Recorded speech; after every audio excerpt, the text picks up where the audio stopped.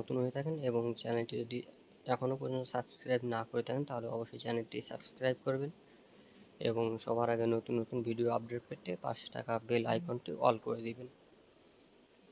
তো আসলে আমাদের আজকের ভিডিওর টপিকটা কি? Network marketing. How to network marketing. Network marketing কি এবং নেটওয়ার্ক মার্কেটিং কিভাবে করবেন? একটা প্রশ্ন দিয়েই শুরু করা যাক। আপনি কি নেটওয়ার্ক মার্কেটিং করেন, অথবা আপনি কি নেটওয়ার্ক মার্কেটিং সম্বন্ধে ইন্টারেস্টেড?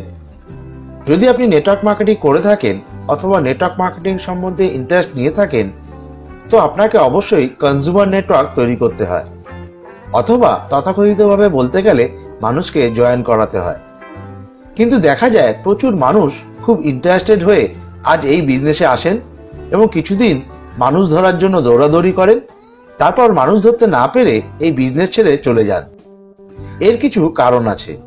প্রথমত, সে কোম্পানির সিস্টেম সম্বন্ধে ভালোভাবে নলেজ না নিয়ে মানুষকে বলতে চলে যায়। দ্বিতীয়ত, মানুষকে শুধু লোভ দেখিয়ে এই বিজনেসে যুক্ত করতে চায়, কারণ সে নিজেই লোভে পড়ে এই বিজনেসে জয়েন করেছেন। এবং তৃতীয়, প্রতিটি প্রসপেক্ট জয়েন করার আগে তাদের কিছু খতরনাক কমন কোশ্চেন বা বলতে পারেন কিছু অজুহাত তারা দিয়ে থাকে, যার উত্তর বা সলিউশন আপনারা দিতে পারেন না। যেমন কেউ বলে, আমি যদি লোক জয়েন করাতে না পারি। অনেকে বলেন, আমার কাছে তো পয়সা নেই। আবার কেউ কেউ বলেন, আমার কাছে সময় নেই, ইত্যাদি ইত্যাদি। এই প্রশ্নগুলো শুনে আমরা ঘাবড়ে যাই বা নার্ভাস ফিল করতে থাকি, কি উত্তর দেব ভেবে পাই না। তো বন্ধুরা, আজ আমরা এরকমই 5টি প্রশ্নের উত্তর বা সলিউশন আপনাদের সাথে শেয়ার করব, যা আপনাকে আপনার প্রসপেক্টকে কনভিন্স করাতে সাহায্য করতে পারে। তো চলুন শুরু করা যাক। তো আপনার কাছে এই টাইপের যাই প্রশ্ন আসুক না কেন, আপনি শুধুমাত্র একটি থিওরি দ্বারা এই সকল প্রশ্নের উত্তর এবং সলিউশন দিতে পারেন, যাকে আমরা বলি ফিল ফেল্ট ফাউন্ড থিওরি। কিন্তু এই থিওরিটি অ্যাপ্লাই করার আগে কিছু কিছু কাজ বা দক্ষতা আপনাকে শিখে নিতে হবে। প্রথম, আপনি যে কোম্পানিতে আছেন সেই কোম্পানির সম্বন্ধে আপনাকে 100% বিলিভ, নলেজ এবং কনফিডেন্স রাখতে হবে। দ্বিতীয়, ভালোভাবে স্মার্টলি কথা বলা শিখতে হবে। এবং তৃতীয়, সব থেকে ইম্পর্টেন্ট, যাকে আপনি এই বিজনেসে আনতে চাইছেন তার প্রতি আপনাকে 100% ইন্টারেস্ট দেখাতে হবে। কারণ মনে রাখবেন, আপনি তার প্রবলেম সলভ করতে অপরচুনিটিটা দিতে চাইছেন। এখানে যদি আপনার প্রসপেক্ট কোনোভাবে বুঝে যায় যে আপনি আপনার নিজের প্রফিটের জন্য তাকে জয়েন করাতে চাইছেন, তবে সে আর আপনাকে অ্যাকসেপ্ট করবে না। আর আজ আপনারা দেখে থাকবেন এই ঘটনাই বারবার ঘটছে, আর প্রচুর মানুষ নেটওয়ার্ক মার্কেটিং থেকে ফেলিওর হচ্ছে। তো চলুন আগে দেখে নিই ফিল ফেল ফাউন্ড থিওরি কি। ফিল মানে অনুভব করা, মানে এখানে আপনাকে প্রসপেক্ট যা অনুভব করছে আপনিও তাই অনুভব করছেন।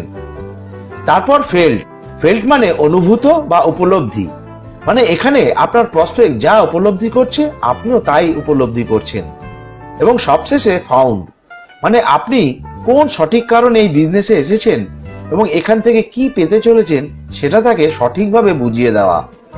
দেখবেন আপনার প্রসপেক্ট আপনাকে অবশ্যই অ্যাকসেপ্ট করবে। তো চলে আসি প্রথম প্রশ্নে। যখন আপনি কাউকে আপনার কোম্পানির বিজনেস প্ল্যান দেখান, তখন সে খুব ইন্টারেস্ট হয়ে সেটা দেখে থাকে। এবং বিজনেস প্ল্যান দেখার পর সেই ব্যক্তিটি যদি প্রথমে আপনাকে প্রশ্ন করে যে আপনার বিজনেস প্ল্যান খুব ভালো, আমি তো জয়েন করব, কিন্তু আমি যাদেরকে শোনাবো তারা যদি এই বিজনেসটি না করে, তো আমি যদি আগে কাউকে জয়েন করাতে না পারি, তো বন্ধুরা, এটা হলো প্রথম প্রশ্ন যা বেশিরভাগ মানুষ বিজনেস প্ল্যান দেখার পর আপনাকে করে থাকবে। আমার তো ভালো লেগেছে, কিন্তু আমি যদি কাউকে জয়েন করাতে না পারি। তো ফ্রেন্ডস, এর উত্তরে আপনাকে এখানে একটি লাইন বলতে হবে। হ্যাঁ, আপনি ঠিকই বলেছেন, আমার মাথাতেও ঠিক একই কথা এসেছিল। এই লাইনটি বলার একটাই কারণ, আপনার প্রসপেক্ট তখন ভাববে যে আপনার ভাবনা ঠিক তারই মতো। আপনি এখানে ফিল ফেল্ট অ্যাপ্লাই করলেন, আপনি আপনার প্রসপেক্টকে ফিল করালেন আপনার ভাবনা ঠিক তারই মতো ছিল। এই লাইনটি বলার সাথে সাথে সে তখন আপনার সাথে নিজেকে কানেক্ট করে নেবে। যেই সে আপনার সাথে কানেক্ট হলো, এবার আপনাকে ফাউন্ড অ্যাপ্লাই করতে হবে। এবার আপনি তাকে উল্টো প্রশ্ন করবেন, আপনি কেন এই বিজনেসে আসতে চাইছেন বা কেন এই বিজনেসে যুক্ত হতে চাইছেন। ঠিক এই জায়গাটিতে প্রতিটি প্রসপেক্ট একই উত্তর দেয়, যে সে টাকা রোজগারের জন্য এই বিজনেসে আসতে চায়, অথবা তার কোনো স্বপ্ন থাকতে পারে। এবার আপনি তাকে উল্টে প্রশ্ন করুন যে আপনার যদি টাকার দরকার থাকতে পারে, কোনো স্বপ্ন থাকতে পারে, আপনি যাকে এই বিজনেস অপরচুনিটিটা দিতে চাইছেন তাদের কি টাকার দরকার নেই? তাদের কি জীবনে কিছু স্বপ্ন নেই? নিশ্চয়ই আছে। বাংলা, বিহার, উড়িষ্যার নবাব সবার আছে টাকার অভাব।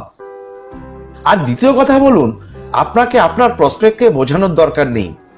আপনি শুধু তাদের আমাদের সাথে পরিচয় করিয়ে দিন। এরপর তাকে প্ল্যান দেখানো, বোঝানো, কনভিন্স করানো, টেস্টিমোনিয়াল দেখানোর কাজ তো আমরা করব। এসব কাজ হবে আমাদের পার্ট। সুতরাং আপনি চিন্তা করবেন না এবং একবারও ভাববেন না যে আপনার সাথে কেউ যুক্ত হবে না।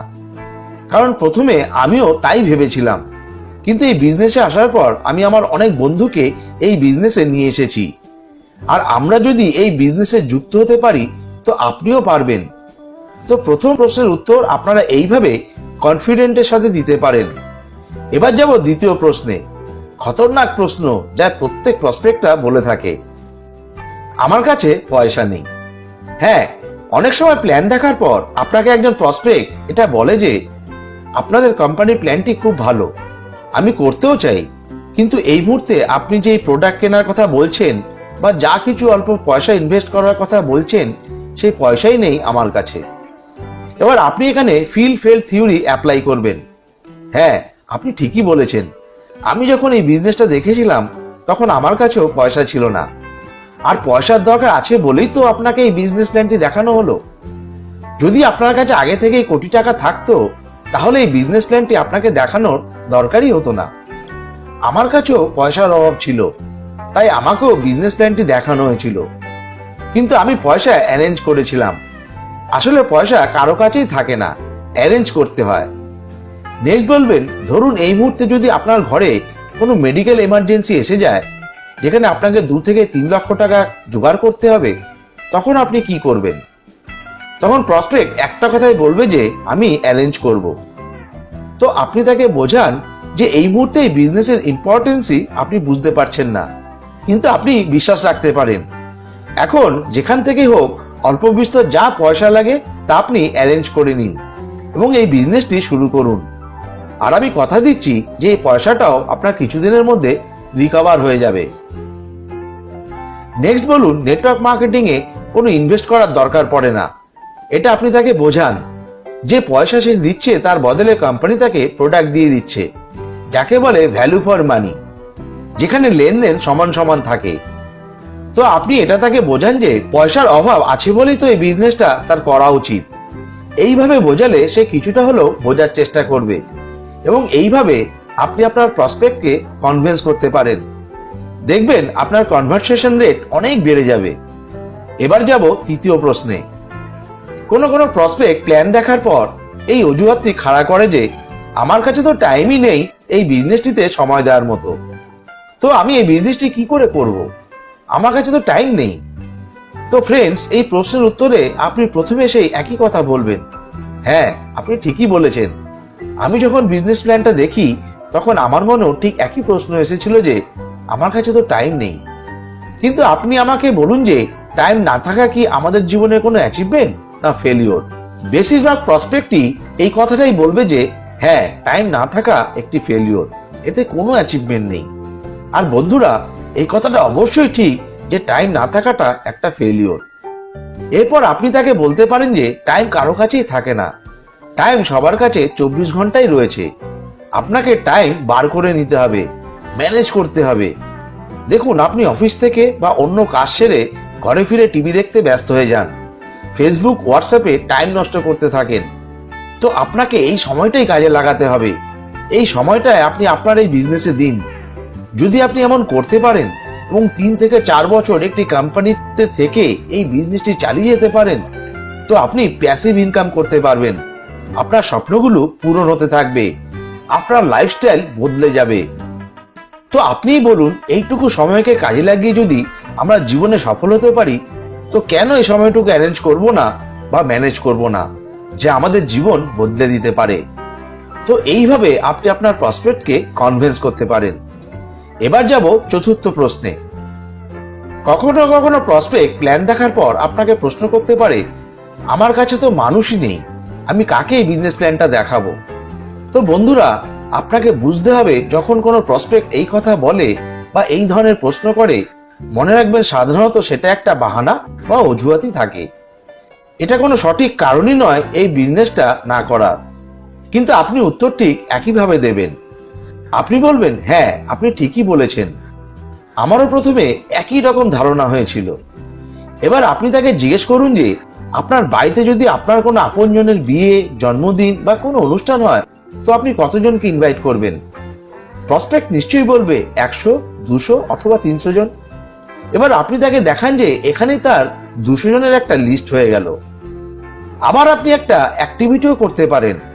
আপনি তাকে একটা খাতা পেন দিন, বলুন যে আপনার এক একটি নাম লেখার পেছনে আমি আপনাকে 100 টাকা করে দেব, আপনি আধা ঘন্টার মধ্যে কতজনের নাম লিখতে পারবেন। এখানে একজন প্রসপেক্ট 200 থেকে 300 জনের নাম লিখতে পারে এবং আপনার প্রসপেক্টও আপনাকে সেটাই বলবে। এর মানে মানুষ না থাকাটা একটা অজুহাত। আসলে কোনো অন্য কারণ থাকতে পারে তার এই বিজনেসটি না করার। আপনি তখন বলতে পারেন যে 100 টাকার জন্য যদি আপনি এতগুলো নাম লিখতে পারেন, তো আপনার কাছে তো মানুষের কমতি নেই। তো এই অ্যাক্টিভিটিটা করে আপনি সামনে থাকা প্রসপেক্টটির মনের কথা জানতে পারবেন। এরপর আপনি তাকে বোঝান যে আপনার বাড়ির অনুষ্ঠানে যেমন কাউকে ইনভাইট করেন, আপনাকে ঠিক এই ইনভাইটটুকুই করতে হবে। আমি আপনাকে এটা বলছি না যে আপনি কাউকে ফোনে বিজনেসটা বোঝান বা কাউকে ডেকে বিজনেসটি বোঝান। আমি শুধু এটা বলছি আপনি শুধু ইনভাইট করুন, আপনাকে শুধু ইনভিটেশনের কাজটা করতে হবে। আগে আপনি বেশি চিন্তা করবেন না, এর পরের কাজটা আমরা সামলে নেব, এই বলে আপনি আপনার প্রসপেক্টকে কনভিন্স করতে পারেন। এবার সবশেষে পঞ্চম প্রশ্ন। অনেক সময় প্ল্যান দেখার পর আপনাকে একজন প্রসপেক্ট এটা বলে যে আপনাদের বিজনেস প্ল্যানটা খুব ভালো, আমি এক কাজ করি, আমি আমার 2-3টে বন্ধুকে এই প্ল্যানটা দেখাই, তারা যদি বিজনেসটি করার জন্য রাজি হয়ে থাকে তবে আমিও যুক্ত হব। উত্তরে আপনি ঠিক আগের মতো একইভাবে শুরু করবেন। আপনি বলবেন, হ্যাঁ আপনি ঠিকই বলেছেন, আমি যখন এই প্ল্যানটা প্রথম দেখি আমিও ঠিক একই কথা ভেবেছিলাম। কিন্তু আপনি আমাকে একটা প্রশ্নের উত্তর দিন যে একটি দোকান খোলার আগে কোনো দোকানদার কি কাস্টমারদের খুঁজে বেড়ায়? আপনি যদি কোনো দোকান দেন, আপনি কি দোকান দেওয়ার আগে কাস্টমার খুঁজে বেড়াবেন? তারপর বলুন, ধরুন আমি আপনার বন্ধুদের বিজনেস প্ল্যানটা না হয় দেখালাম, কিন্তু আপনার বন্ধুরা বিজনেস প্ল্যানটা দেখার পর যদি আপনার মতো একই কথা বলে যে আমি প্রথমে আমার 2-3টে বন্ধুকে প্ল্যানটা দেখাই, তারপর যদি এই বিজনেসটি করার জন্য তারা রাজি থাকে তবে আমিও করব। আর এই বিজনেসটি পিওর ডুপ্লিকেশনের ব্যবসা, যেরকম আপনি করবেন আপনার বন্ধুরা ঠিক একই কাজ করবে, এটা তো কোনো কথাই নয়। এই কারণে সবার আগে আপনাকে দোকান খুলতে হবে, সবার আগে আপনাকে যুক্ত হতে হবে, সবার আগে আপনাকে এই বিজনেসটি বুঝতে হবে, তারপরে আপনি আপনার বন্ধুদের আমার সাথে পরিচয় করাতে পারেন বা তাদের বিজনেসটি বোঝানো যেতে পারে। কারণ আপনি যখন এই বিজনেসটি দেখাবেন, সে আপনাকে অবশ্যই জিজ্ঞেস করবে যে তুই কি এই বিজনেসে জয়েন করেছিস? আপনি বলবেন, না আমি এখনো করিনি, তো আমি তোকে শুধু দেখালাম। তখন সে আপনাকে বলতেই পারে যে তুই এখনো যুক্ত হসনি আর আমাকে দেখাতে চলে এসেছিস। তো এই বিজনেসটা এইভাবে চলে না, এই বলে আপনি আপনার প্রসপেক্টকে কনভিন্স করতে পারেন। সুতরাং বন্ধুরা, আপনি যদি নেটওয়ার্ক মার্কেটিং এ সফল হতে চান, আপনাকে এই ধরনের প্রশ্নগুলি বা এই ধরনের অজুহাতগুলোকে মোকাবিলা করার জন্য টেকনিক্যালি এই ধরনের উত্তর দিতে জানতে হবে।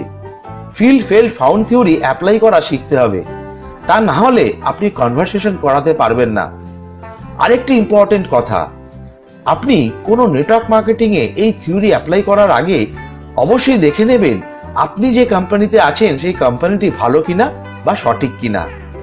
কারণ যদি আপনি কোনো খারাপ বা ভুল কোম্পানিতে এসে এই থিওরি অ্যাপ্লাই করে আপনার বন্ধুদের বা আপনার প্রসপেক্টদের যুক্ত করান, তবে পরে কোম্পানিতে যদি কোনো প্রবলেম হয় তবে সেই বন্ধুদের সাথে আপনার সম্পর্ক নষ্ট হয়ে যেতে পারে।